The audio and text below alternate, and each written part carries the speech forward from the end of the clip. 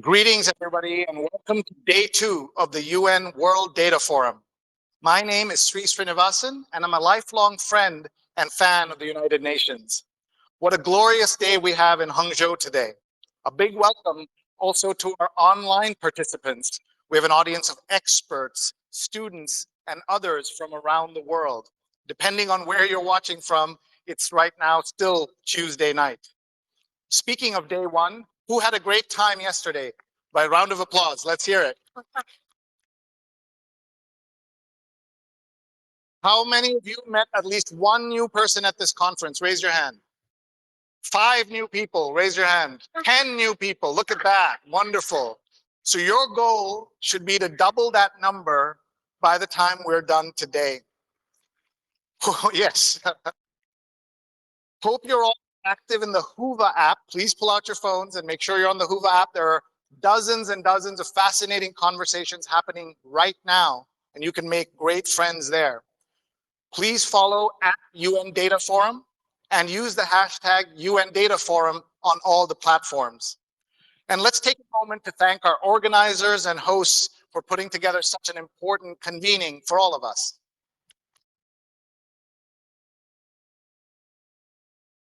We open today with a very important panel with an all-star cast. We're going to talk about using data for decision making. As you know, we make hundreds of decisions every day, some microscopic, some life-changing, and some of them we have good data, and for others we don't have good data. So what happens at the enormous scale that our panelists deal with? That's what we're going to find out today.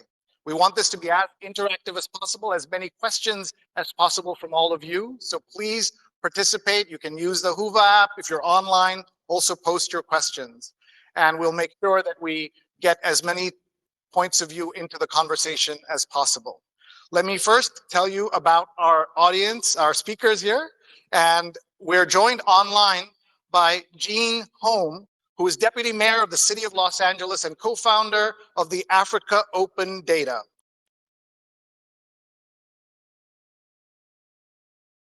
We're also joined by Chris Maloney. Christopher is Program Officer in the Gender Equity and Governance Program at the Hewlett Foundation. Miosotis Rivas Pina is with us. She is Chief of the National Statistics Office of the Dominican Republic. She has one of the more interesting how I got to Hangzhou stories, so you can ask her about that. We're also joined by Rick Zhen, who is the General Manager of Data Service Ecosystem of Alibaba Lingyang. He had one of the shortest commutes because he lives in Hangzhou. And we're also joined by Li Pengdu, who is Vice President, China Geological Survey, Ministry of Natural Resources of the People's Republic of China, and he's former co-chair of UNWDF. I think we're ready to go. I'm going to ask each of our speakers a short question to get us started, and we're going to have also an opportunity in a few minutes for you to participate using a tool called Slido, so watch for that as well. So my question is, from the perspective of your community, what is the value of data? And Christopher, I'll start with you. Thanks. So from the Hewlett Foundation, most of our work is focused in East and West Africa, working with civil society, universities, and in my portfolio in particular, to bring more data and evidence to bear for policymakers so they can make better decision making. And so for us, we really look at data essentially for both good and bad reasons as a form of power. Decisions have to be made, trade-offs have to be made. And so when we look at data, who uses it, who owns it, who makes decisions with it are all exercises of power. And so therefore, helping to make a more level playing field is a key thing that we worry about and think about when it comes to unlocking the value of data. That's terrific. Thank you. Miosotis, and I love that idea that data is a form of power. So that's great. Thank you, Sri. I also want to join you, giving the thanks to the organizer, but also to the hospitality of the China people who received here in Hangzhou. I'm from the National Statistical Office of the Dominican Republic, and I think that yesterday, the UN resident coordinator of the United Nations here in China, he said that the data is the new oil. And I couldn't agree more with that. But at the same time, I guess that the most important value of data taken into account government's decision making is to serve, to transform the life of the people with intention, and not leaving no one behind. Thank you. Transforming the lives of people, so important. Thank you very much. Rick, over to you.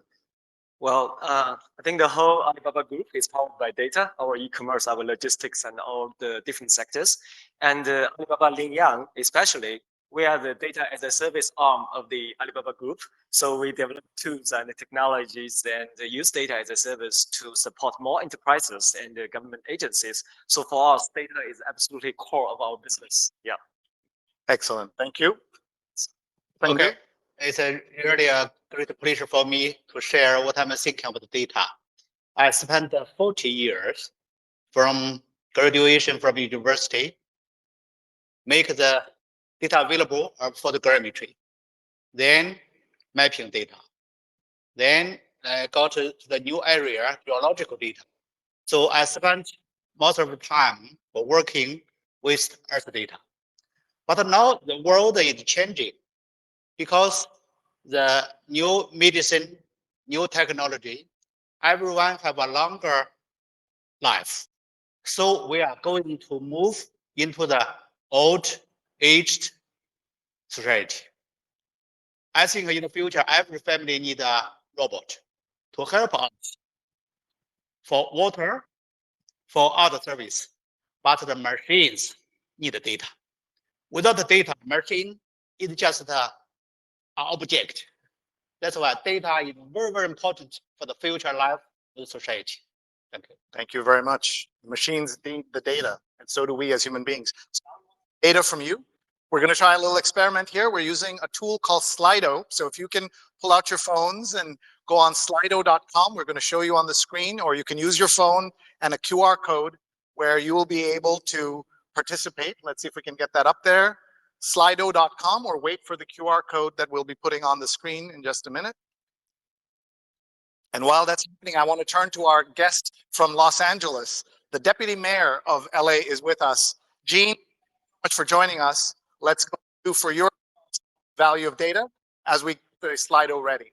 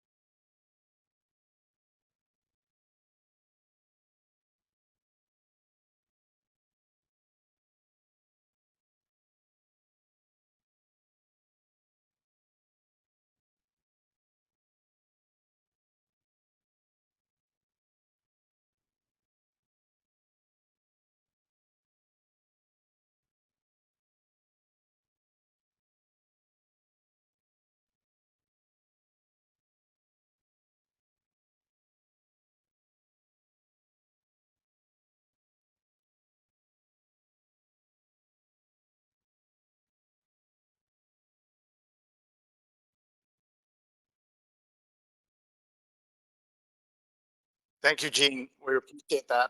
We are, and good evening to you in LA. It's of course early evening out there, and thank you for making the time after a long day at work. We're going to get the Slido up in just a minute. If it doesn't happen, we'll just continue. But I want to ask you a couple of examples. You gave them about how you're using it for housing the unhoused, for example. Can you talk about the range of other services that are using data and what has changed in the time you've been in office?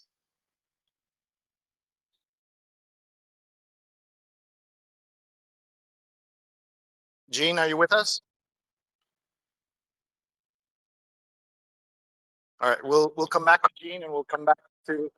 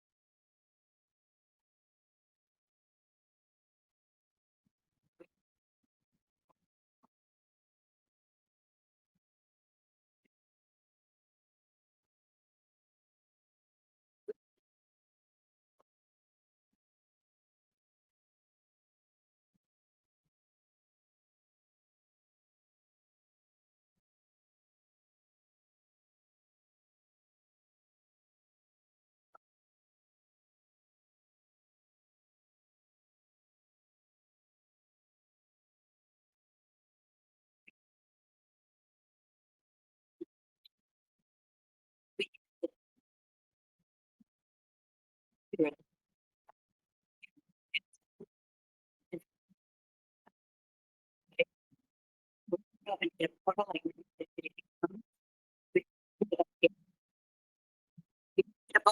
ways to storage, so you understand the context that the data was posted, what we're using it for. And beautiful formats with open, so that people are able to data to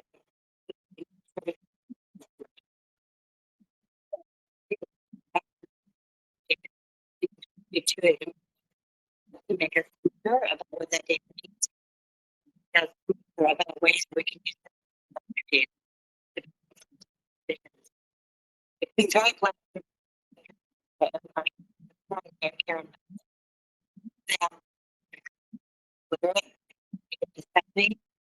Just making sure that every department, whether it's cultural affairs or the zoo or transportation or the airport, that all of them use data informed decisions. Thank you so much. I want to just ask you one more question. What's one tip you would give to people here who represent cities where they're having trouble freeing that data, where it's stuck in the bureaucracy? What is one thing you have learned? One thing. So the easiest thing is to just start somewhere. It doesn't have to be perfect. When I was the architect for data.gov for the US government, we started with 37 data sets. And now we have over 300,000 at the national level. Just start somewhere and use the first successful cases as a way to leverage and inform the next person you have data for, to tell them how successful the previous person in their department was, to build on that trust, and to know that releasing the data doesn't mean it has to be perfect. It just has to be an effort to be more transparent. Terrific. Thank you. That's what we did in New York. I was the chief digital officer of New York City, and we did a lot of work with LA and cities around the world. Thank you for that. We've got the Slido up. You can use your phones to participate in the questions, and we'll come back to the answers and get and share what you've been thinking a little bit. Let's move to Christopher, who is with the Hewlett Foundation, and ask specifically about how you're thinking about evidence-informed policymaking and what you're doing in that area. Sure. Thanks for that. So as I mentioned at the start, the Hewlett Foundation spends about $100 million per year in international development focused in East and West Africa, split across 4 areas: women's economic empowerment, reproductive equity, inclusive governance, and my portfolio, evidence-informed policymaking. Our goal is to enhance the systematic use of data and evidence to improve policymaking across the continent, because we believe better policies require better data and evidence, and together that leads to better well-being. But even more critical, to steal a term from the World Economic Forum, in a time of polycrisis like we are right now, data and evidence matter even more, because policymakers need it to understand what works, what to prioritize, and they need that information quickly. And so data and evidence, again, is really at the core. But as I mentioned also, though, we have 2 really big problems, especially in the African context. One is, as I said, and I think perhaps the most interesting and most important part of this portfolio, is thinking about data and evidence as a form of power. As I said, who owns data? Who controls it, who gets to make decisions, which pieces of it to use. If that is being used for policymaking, there will always be inherent trade-offs, and so therefore that is an exercise of power that is often quite asymmetric. So thinking about that intentionally is very important when we're looking at particular grantees and policy problems that they're working on. But also there's just the brass tacks. Data itself, it's very complex, it's difficult, it's costly, and it takes a long time. So when we're identifying our grantees across Africa, we're really looking at what they are doing to ameliorate both sides of those problems. And so I just wanted to give 2 very quick case examples to sort of bring this to life. One of the most interesting grantees that I've had over the past year or so is the Institute of Economic Affairs of Kenya. And those of you from Kenya know that one of the most fraught conversations, if we can call it a conversation, every single year is between the National Treasury and the county's revenue authority, or the body that determines the allocation of tax resources from the center to the counties in Kenya. And that's a very asymmetric relationship. Treasury sits on most of that data information and has much higher capacity than the county's revenue authority.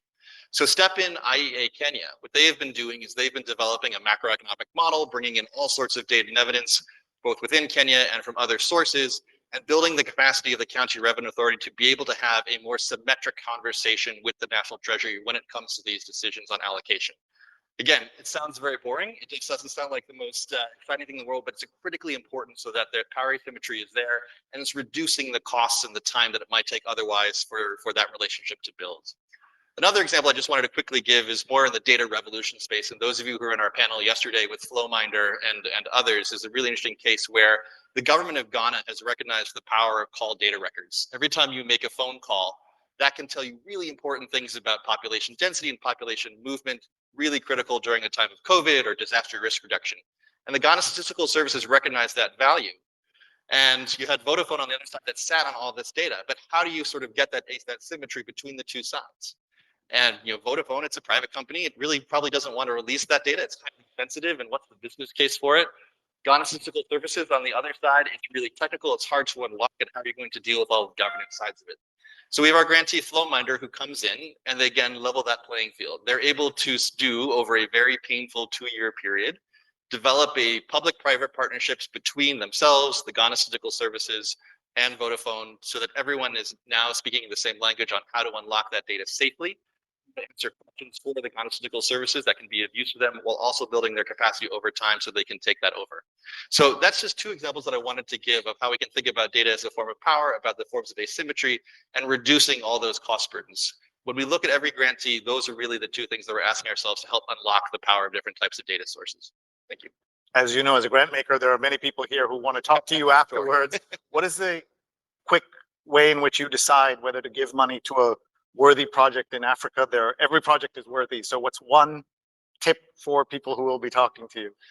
What is your theory of change? The tighter that theory of change, the better.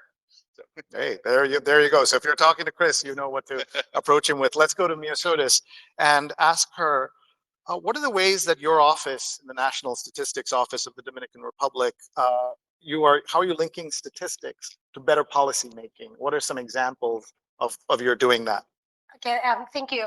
I think when we arrived to the government on August 2020, it was very important to take the opportunity that the government wants to address the policy to development. And taking that into account, we start to doing that official statistics have to be in the center of the decision making, but also the knowledge management. And what we do that producing, coordinating, and also disseminating statistical official statistics in a timely, continuous, and quality data. And also we have to follow the highest standards, international standard, like the fundamental principle of statistics, of a UN, in order to give it to the government the data that they needed. But also, what is important and what we did in the Dominican Republic was to align the production of the statistics to the national plan, like our national development strategy, our national pluriannual plan, and also to the sectoral plans. For example, we have our national economic annual survey that was since 2021. We are addressing to respond the demand of statistics from our digital agenda plan, also for innovation plan in the Dominican Republic. But at the same time, the household survey that we conduct every year, we are trying to give to the policymakers information that can monitor the SDGs, but also our national strategy, development strategy, and how to coordinate with all these institutions in order to provide the information that they needed for better to design policy that is based on evidence. Thank you very much. We're now going to go to one of our audience members who is with us, one of our partners in the audience, Frida, who is Executive Director of GROOTS Kenya. And she'll tell us what that is. And we also want to ask, how does your organization support community-level grassroots use of data for effective policy and decision-making in governance? Please welcome Frida. Thank you very much. Not yet. Now it's on.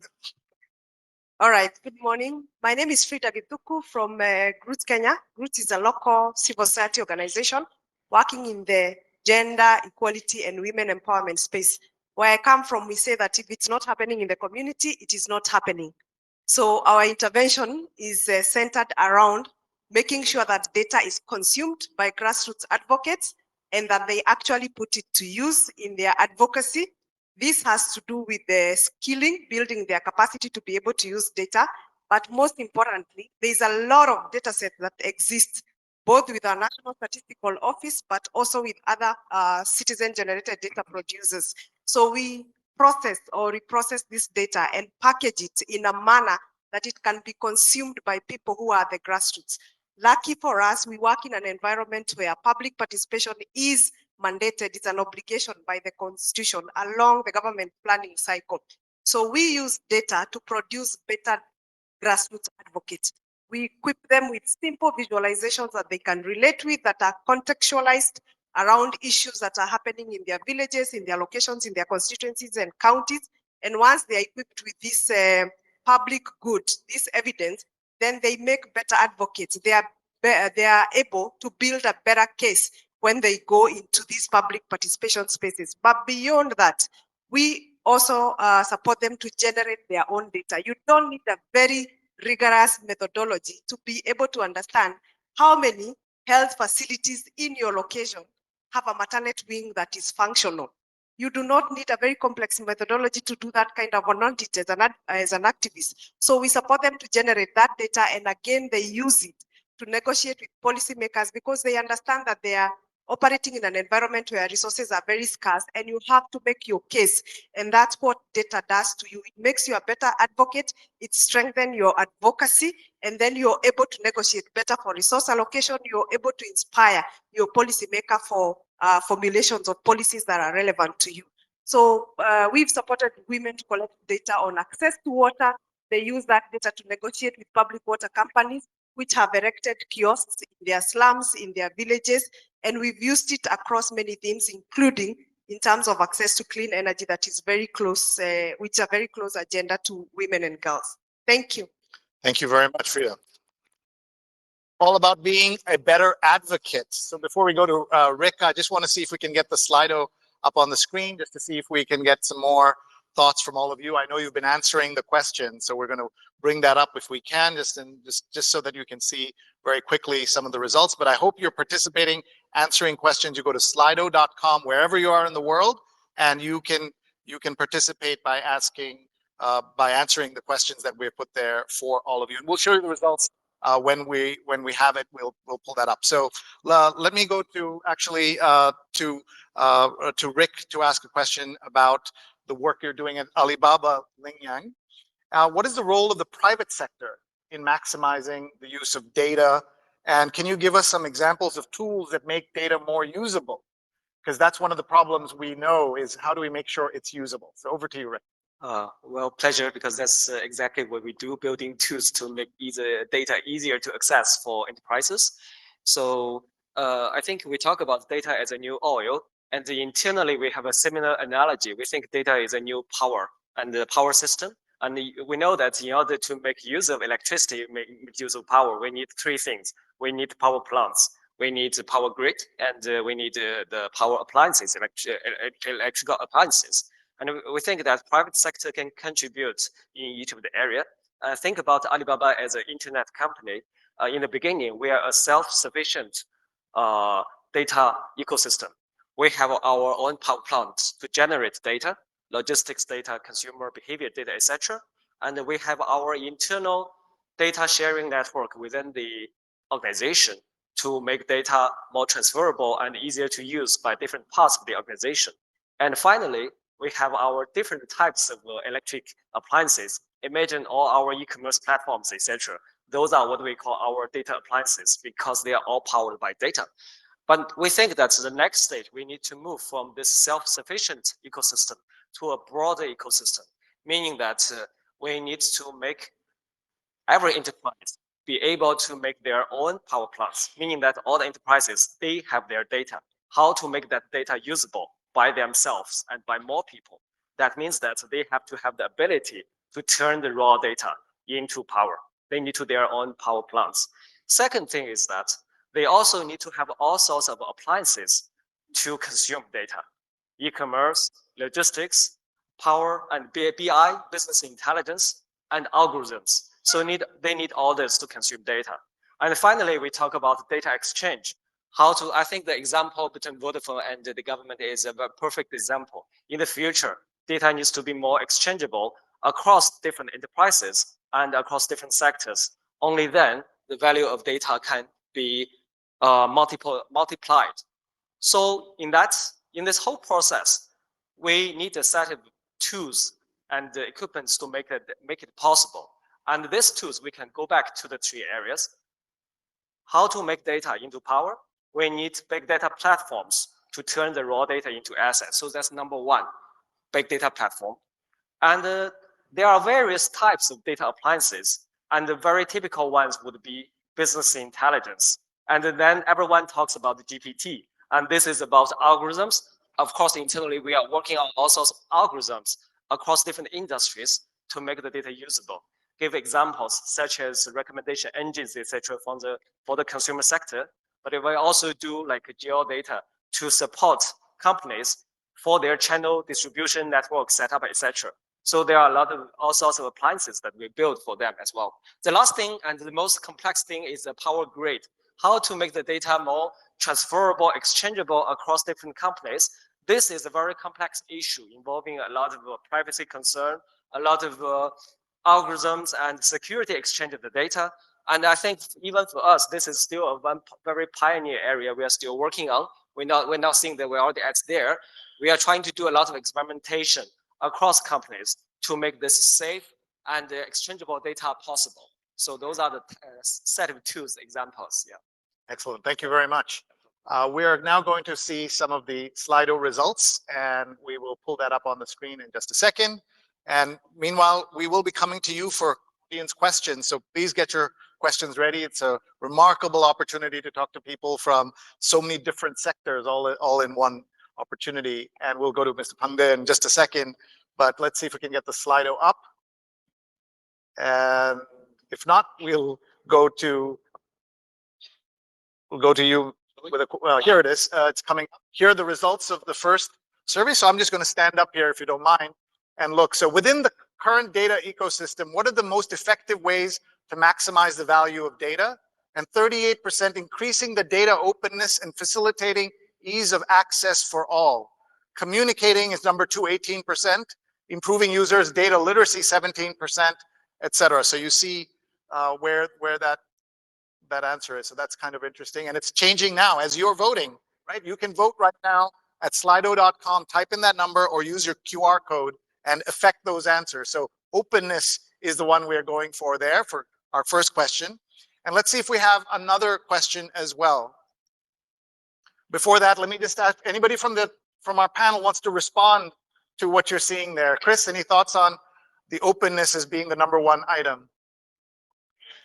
Not surprising. Not surprising. Because if it's not there, then we can't use it. That's right. That's right. And we heard from Jean, right? She said, let's just get started with that. So let's now look at the second question, which we have here. We're going to pull that up on the screen so you can see it.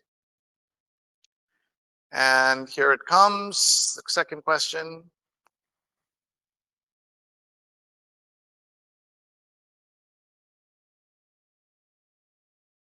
Again, you're getting your questions ready for our panelists. You'll get a chance to ask that. This was Q1. We'll now go to Q2. All right. Looking to the future, what should be prioritized when setting a strategy to increase the value and impact of data? Building programs that increase data agency of people as they move up the value chain is what they're saying. Invest in data practices that leave no one behind, and aim for independence to remove any political interference and identify and correct any data bias in existing or emerging data systems. So, Ms. Sotis, let me put you on the spot. What do you think of that question? That answer is build, increase data agency for people. Yes, it's something that maybe we maybe forgot, but it's like Amartya said, a compromise. Not is what we're talking about when we were talking about before of human development, that we have to increase the capacity, the agency of people to mark, to value what they want to validate and the way they want to emphasize in their own lives, to change their own lives, but also to change their community, all the spaces where they're working. So thank you. That's great. Let's do one more question if we can, if we have that. And we asked what 3 words best define the value of data. So Rick, I'm going to come to you. Independence, transparency, innovation. This is word cloud. So as people answered, the size of the word changes. Data mining, openness, timeliness. What are your 3 favorite words, Rick, if you have to pick from this list? Oh, look at that. Well, openness. I think my analogy of the power network did come into picture. So it's Yes. about power. And I mentioned that we need to move from this self-sufficient ecosystem to openness. Exactly. Really on the spots. And wow, oil of the future. Yeah, it's absolutely core future to the future. Yep. Yeah, use the power in there. Look at Yes. the power of your saying that.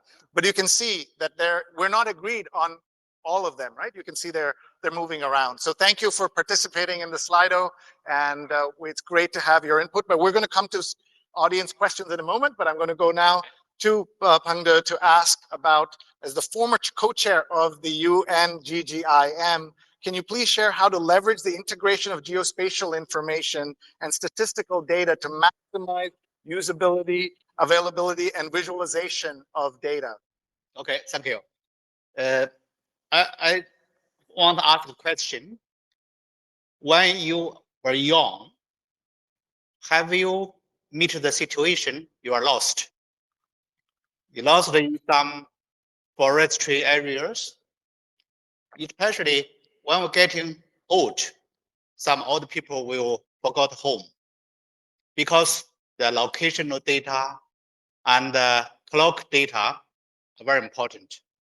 Without good sense and mastering locational and timing, will be blind. For all type of data, it created, storage, or delivered. They must have attribute of data. But this one, normally we omit it. We don't pay much attention. So UNWDF as an international mechanism, try to make the integration of timing, location with data. That's in the last 12 years, the statistical division of UN made a very great contributions. Now, there is a new formula try to implement it in every country. That's the integrated geospatial information framework. It define 9 type of things for politics, institutions, standard, and partnerships, data, innovations. All that such things. Each framework will define the kernel of the data ecology for data, timing, and space. I think that's very good for the future integration of data. Thank you. Excellent. Thank you very much. Can you give people who may not know a little bit more information about the GGIN and why that's so important? Okay. We know after the Second World War, there are great pressure to rebuild all the countries. So the UN defined 2 types of Congress. One is for Latin America, one is for Far East and Asia Pacific for cartographic conference. Because the technology changed, so UN decided to change cartographic to GIS, geoinformation systems. Then from geoinformation to come the global geoinformation management. Because geospatial information is not only a technical term, but the power of governance.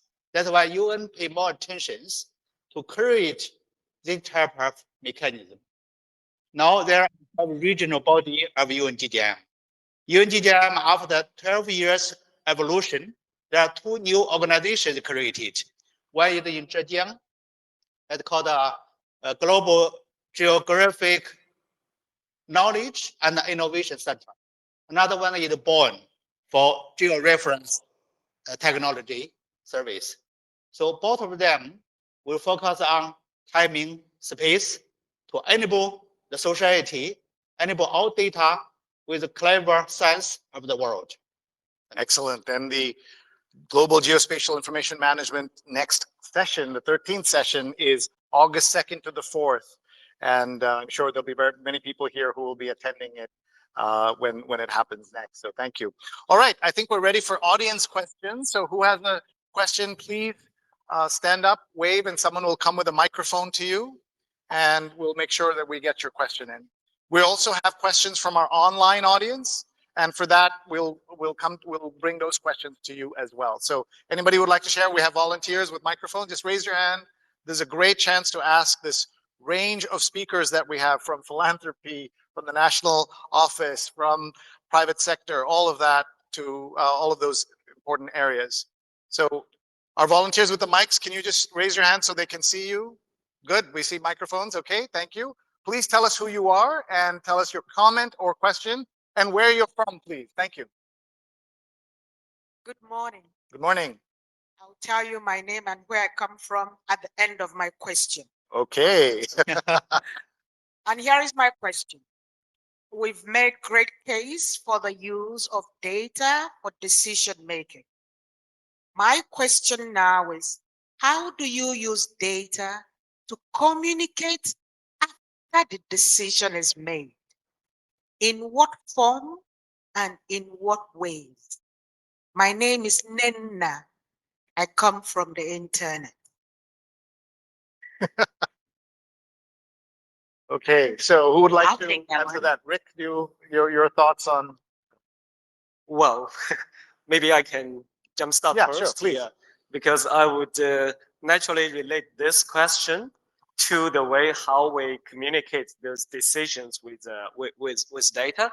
And as a product company, we would immediately relate to all sorts of different products. For example, we build like big data business intelligence products to visualize all the charts and dashboards and all this. So that's what we have been doing for the last 10 years. And I believe that in every organization, we use mobile terminals to look at all those dashboards, etc., to make data visible, make our decisions visible. But today, I also see that we're moving to the next stage because this communication is becoming more intuitive. And also thanks to GPT and thanks to these new technologies, we feel that in the future, all these data-driven decisions will be communicated in a much more easygoing way, rather than only for the technical people, only for the people who can use all this sophisticated digital software. We think that in the future, the data-powered decision communication will become much easier and accessible to everyone. Yeah. Excellent. We have a workshop at 11:15 about use of data for use of social media for communicating data decisions. So, Minnesota, your thoughts on the very good question we got? Yes, I think as a National Statistical Office, we have the function to disseminate data.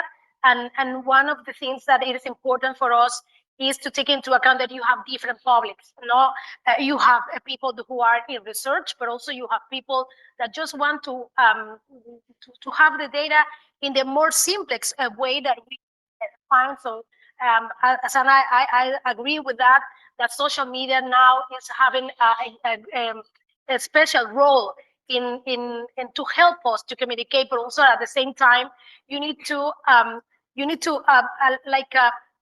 be more together. No, you need to that the data the people feels more close to the data, that they feel more close to the experience that the data is sending, the message that the data is sending to them, and that's one reason why I guess social media, also different ways to communicate data is very important to reach the different kind of public that we can have. Excellent. Before we go to Jean in LA, I want to ask Christopher your thoughts on this question. Sure, just very briefly. I think you hit the nail on the head on a big question we're asking ourselves at Hewlett. You've noticed that the portfolio is called evidence-informed policy making, not policy implementation. And that I think is a real problem, right? Not just in Africa, all over the world, we have no shortage of great policies that are implemented terribly. So how do we think about pulling that data thread down through the whole chain after policymaking? And so for us, I think we're looking at three things in particular. One is just overall, of course, the broad case for transparency of what data has been used and what it is telling us throughout the entire policymaking and implementation value chain. I think doubling down on the importance of evaluation and how you think through the incentives evaluation on the policymaking side and making sure that we're not afraid of it when sometimes the results are not very good. And how can you incent commitments from governments and policymakers to make them? There's a key role for civil society there. And that brings us to the point, which is the linkage between citizen generated data, which, as my colleague Frida over here is talking about, that's on the citizen side. How do you link that citizen side to the policymaker side more intentionally on this implementation question? So it's something we're asking ourselves at Hewlett and many of our grantees. So I really value that point. I think the one word you haven't heard yet, intentionality. When you're intentional with your communications, you can make a lot happen. Let's go to LA. I love saying that. From Hangzhou to LA, Jean is going to share her thoughts on that question. Sure. And first, let me just thank Nena for asking this question. She's been an inspiration to many women and girls in data science throughout the world. So I think that there's, in addition to the great things that have already been said, I think there's two things that are missing. One is in LA, we partner with journalists to help tell the story about what the impact of that data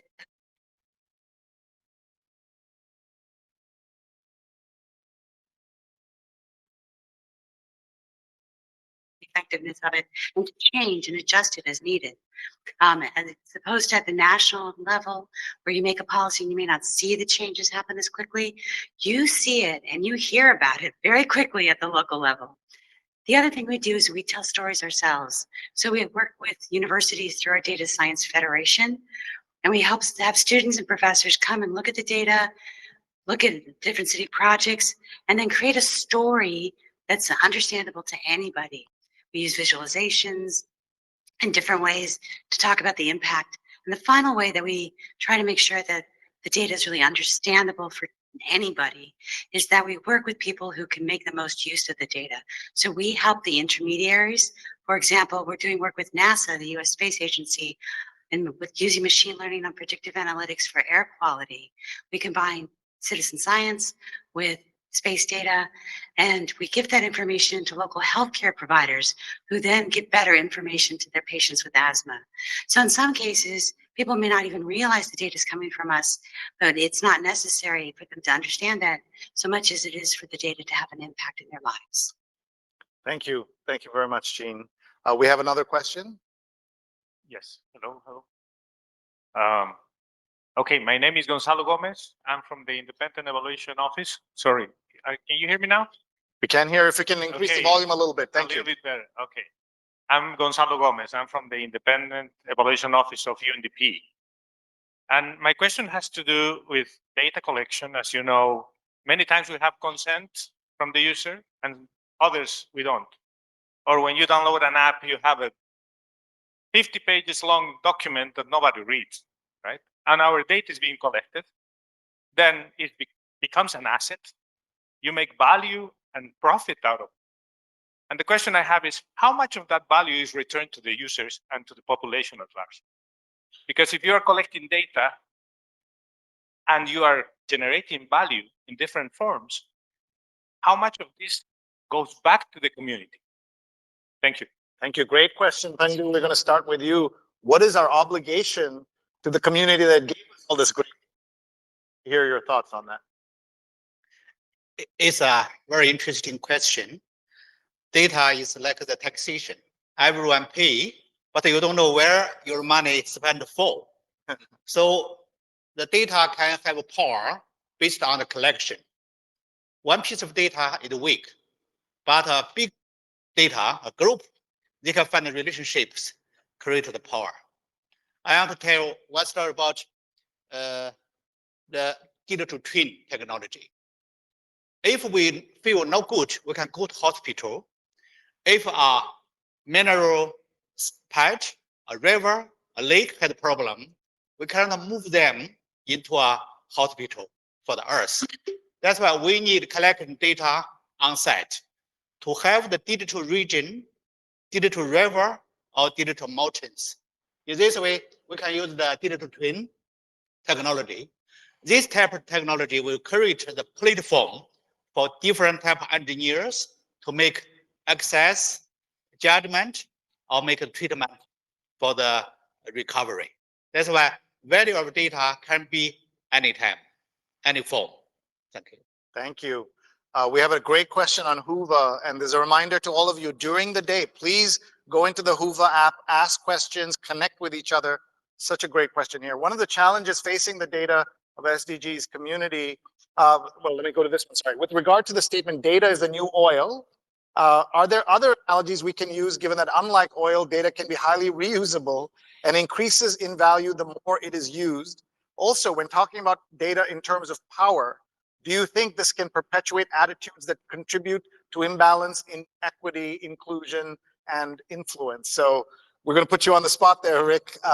Someone is pushing back, saying, referring to the power part, are we adding to the imbalance? Okay, I think that's that's one way of interpretation. Although when I say power, it's more referring to electricity, but we know, yeah. So I think, but that audience referred to an important question, because when we talk about oil, this is something fixed. The value is fixed, but the value of data is something very relative and very fast to change, and it totally depends on the kind of application that you have. So we think that the value of data can be multiplied, and maybe oil and even power or electricity cannot describe the multiplier effect. It could be more. That's number one. Number two is a very important question. When we say that we have the big power plants and we have the small power plants, and every individual can also be your own mini power plant. But then how about the equality side? How to make sure that the data contribution and the contributors can enjoy this value? And how do we make sure that the power plants can collaborate together so that it's mutually beneficial, or it's beneficial for the bigger society? To be honest, I think that today, a lot of this are still at the stage where we're just moving out from the self-sufficient stage. And we think that there are a lot of contradicting views between how do we protect our personal data, how do we maximize the use of this data for the overall good. And internally, we work on technologies. For example, we work on technologies on privacy protection. We work on technologies to make it possible for different companies and enterprises to run models, run algorithms on data, even without the need of physically exchanging the data. But to be honest, all these are just tools. The more complicated thing is how to set the policy, the framework, to make sure that all this can be governed for the general good. I wouldn't say that I have the total answer, especially as a private sector. But what we do is building all the technical infrastructure. And I believe that we need everyone's efforts to answer that question. That's a really hard question. Yeah. Thank you, Rick. Yeah. That's great. We have a couple of microphones already in people's hands. So if you have a microphone, please go ahead. We're in the back, and then we'll come to you first. In the back, please. Go ahead. Hey, hello. Thanks for the fascinating discussion. So I'm Catherine Chuxing Yan from Hangzhou, China, and also a data scientist from United Nations Secretariat based in the New York headquarters. So one of our work stream is also using data reporting to support the decision-making process for the UN senior leaders like our SG or DSGs, USGs. So my question is that, is it always the case that data is generating value for the decision-making process? Can it be misleading sometimes? Or for example, is that the case that we're pulling data or visualizations together to prove the policy or the decisions are correct? Just wondering, yeah, if you can elaborate a bit on that, and also how are we addressing the issues, and also how are we adding more values into the decision-making process based on the data analysis? Thank you very much. I'm going to collect a couple more questions. The person with the microphone, please go ahead. Good morning, everyone. My name is Wenbo Chu. I work in a group on Earth Observation Secretariat based in Geneva. It's great to see Dr. Pender Lee on the panel, and he is the former GEO co-chair. And in GEO, we have taken almost 20 years to advance data sharing, especially, the satellite images of a great value. And other and we are, crafting our post 2025 strategy, and we are going to push for a more inclusive partnership, including governments and private sectors. And actually, this Monday, we visited the Alibaba Cloud new campus and had a discussion with Alibaba Intelligence Earth team. And there's a great potential for the collaboration, for cloud providers and satellite image providers and users. And my question to the panel would be, would you provide some insights how to accelerate or motivate the private-public partnership in order to maximize the use and value of data for better decision making? Thank you. We're just going to, could you pass the mic to this person here right in front? Thank you. Okay, you have a question. Go ahead. Good morning, everyone. This is Hemraj from National Statistics Office of Nepal. We all know the importance of the data on decision making, but my question to the panelists is here, particularly on the accessibility of the data or the data sharing culture. For example, the private sector may not be interested to share the data with the government, or even the government may not be interested to share the data. In all the cases, particularly the micro data or the raw data that has been collected by censuses and surveys.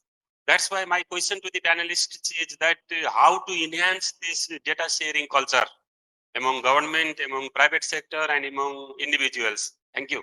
Thank you. And final question. Hi, good morning. My name is Ivanilda, and I'm the data management at the UNRCO in Cabo Verde. I would like to ask, why not speed up the interoperability between systems instead of building always new systems? And the second question is about how do we actually make easy understanding information data for the common citizen that it hasn't that does not have the knowledge of understanding what we as data management scientists understand, or statistics understand. Thank you. Okay, we've got some terrific questions and we have only a few minutes. So what we're going to do is I'm going to just remind you of the questions, and I'm going to go to each of our speakers and incorporate as many of the answers as you like in your final thoughts for the session. So I'm going to go to Los Angeles, and our deputy mayor from LA, Jean. We want to just remind you the questions are, is the data we're collecting and showing, is it always useful? Can it be misleading? What are some insights into accelerating the public-private partnership? Can you talk about the data saving culture? How do we make sure that happens? And why not speed up interoperability instead of constantly making new systems? And finally, how do we help the layperson who is not a statistician understand data? So I know you can't get through all of that, but any of those would be great in your final thoughts for us. Sure. So I think one of the most important things you can do is build a really diverse data science team. So the more people you have on the team, the more you'll be able to pull out the bias in the data. So for example, we were doing some recent work looking at the number of people in our LGBT community. And one of our young data scientists said, it's strange that before 2015, nobody was LGBT. But it was just that the way in which we organized and structured the responses to the data and the questions didn't allow for anything other than expressing yourself as male or female. So sometimes having some historical context is important. Sometimes having new voices is important. Having people who you're representing on the data team is important.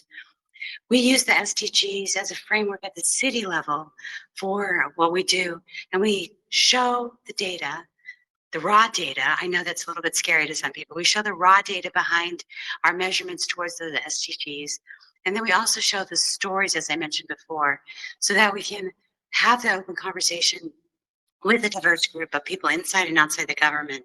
And finally, in relationship to the public-private participation, we have an excellent working relationship with our telecommunications companies, and we meet every month with them, and they very effectively are able to help direct them building out broadband, often free Wi-Fi and free internet services to our most disadvantaged communities.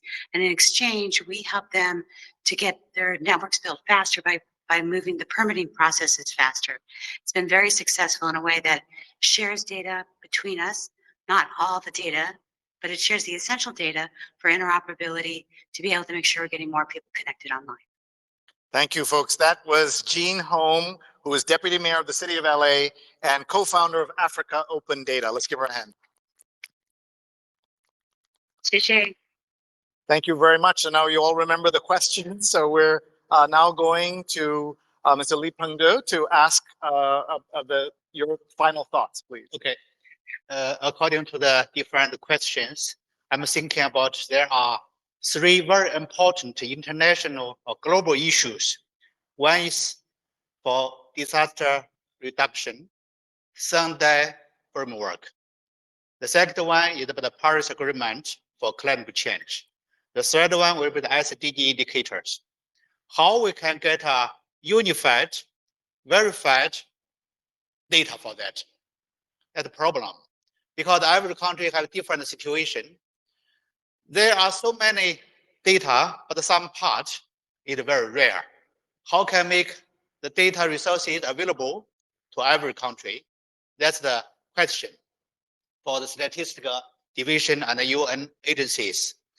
For example, as Lisa said, there are so many satellites. How we can share the data? For example, China has about 200 satellites for remote sensing. They are not so good, how to say, ideally organized. There are also some private companies launching satellites. There are so many satellites make survey of our world. How make them work together? We should create a unified, federated geoinformation system as a platform. Or we can say that's the framework for smart Earth. In this way, we can support all type of analysis, decision making, and for peaceful use and economic growth. I think it's a target we can carry out. Thank you. Love that. Thank you so much. Please thank Mr. Lee, Vice President, China Geological Survey, Ministry of Natural Resources of the People's Republic of China, and former co-chair of the UNWDF. Okay, Rick, over to you. Well, I think a lot of questions regarding to public-private sector partnership, regarding to how to make the data integration easier, etc. And all those still goes back to the question, how to make data more open and more shareable across different organizations, and even the value back to the individuals. The challenge is really that we are just moving from the self-sufficient stage to a more open ecosystem build-up stage. We still don't have the power grid yet. We just have a lot of new appliances being built. We have different power plants being built. But today is a time where we need a well-organized, we need a power standard, how the different power systems can talk to each other. That can solve the integration problem. That can also much more simplify and lower the cost of the whole data, so-called data integration. And even public-private sector collaboration, or collaboration between enterprises, and even to answer the question of how an individual who contribute to data can be valued. I think all this will be addressed with a more standardized, international unified power grid or power network, because today, for electricity, it's very easy. There's no such question about how should I value that, how should I pay for that, and how different companies producing that and consuming that can talk to each other. I think that's what is really the biggest challenge. But also for us, especially for private sector or even for public sector, I think this is also the next biggest opportunity. And we together can address this problem, and we can make data open and more shareable and make it more value, make it a more multiplier effect. Yeah. Excellent. Thank you very much. Rick Zhen, everybody, General Manager of Data Service Ecosystem for Alibaba Lingyang. Neosotis. Yes, well, today we were talking about power, we were talking about the new oil, we were talking about agency, value, but at the end of the day, it is about getting access to information, and it is a human right. And as a human right, as ecosystem, as a data ecosystem, we have the responsibility to spread, to share the power with the people, to empower the people in order to that they can have better quality of life that we were talking about. It is not just related to the public sector, to the private sector. No, it's also to the lady in the front and yelled. She said to empower the grassroots. No, because at the end we have to provide the people with the information in order that they decide that they want to do with their life, and to do it with the opportunity, the information to have it on time, with quality, and continuously. Thank you. Thank you very much. That's Miosotis Rivas Peña, who is Chief of the National Statistics Office of the Dominican Republic. Thank you very much. And I want to thank you also for mentioning Amartya Sen, because one of the things we think that data is a kind of new concept, and we are all looking about it. And you know, he's a great Nobel laureate who has been talking about the use of data in development economics for decades, and that's really important. Thank you very much. And over to you, Christopher. Thanks. I'll respond briefly to two of the questions. One, just on the system interoperability, I couldn't agree more on how critical this is. I remember we were dealing with the Ministry of Health in Ghana that had 13 different national ID systems just in the Ministry of Health, right? So this is a big deal. One thing that I've been, as a funder, remained puzzled by is this weird divorce between the statistics and data community on one side and the digital community on the other. You would not see that in a private sector company, but it does exist for historical reasons, I understand, in the donor and funder community, and we need to be able to address that and think about that. There's a very real and big movement right now on the digital side for digital public goods and digital public infrastructure, which is going to be a key piece of how we can think about the interoperability challenge. When I'm in those conversations, data is always kind of a second thought, and that's a problem because data is the blood that makes the DPGs and the DPI space run. So all of us people coming from the data world need to get engaged in those conversations because the governance of that piece is critical if that is how we're going to really start solving some of these problems. And I think it bleeds into the AI space as well. On PPPs, I just think a lot of this is just very, very new, and there's still a lot of learning by doing that's going on. I've been looking at a number of these mobile phone operator and NSO relationships. There's many case examples that are going on. And one thing I just remain fascinated by is I always get the same anecdote where the NSO can't believe that they have to pay for the data and the private sector company can't believe that they can't sell their data and what is going on. And so just kind of this interesting sort of culture shift between the two.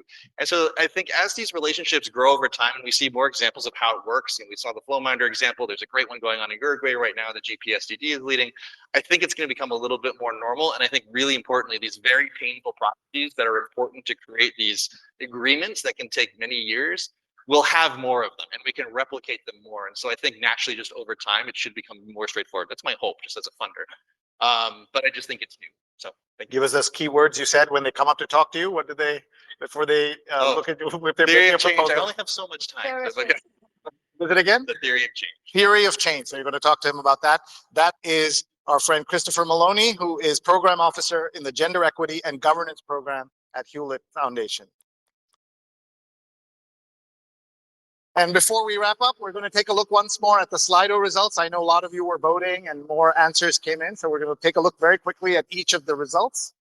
And then we're going to be about our going.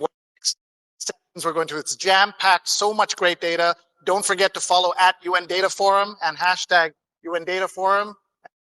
We appear there on, there we go. Let's take a look. It's increasing data openness is still the most important, 42%. That's great. Q1 was the data system. What is the most effective ways to maximize the value of data? Thank you. Let's go to question 2. Looking to the future. Oops, sorry, one back, please. Looking to the future. What should be prioritized when setting a strategy to increase the value and impact of data? Build programs that increase data agency of people at all of the data value chain. And I think we all can agree on that. And finally, the word cloud. Let's see if power is still powerful here as we look at this. Knowledge and power are there. We can see oil of the future, insights, equity, openness. The two opennesses, we can combine them, and ethics, understandability, so many good words. We're going to leave that on the screen so that you can take a look at it later. What word means something to you? Please take a look and maybe take a photo of this, tweet it out, put it on your Instagram, on WeChat with your friends. These are the important things that this audience from around the world thought of. So with that, we're going to end this session, and we want to thank our fabulous speakers. And thank you all very much. We'll see you later. Thank you.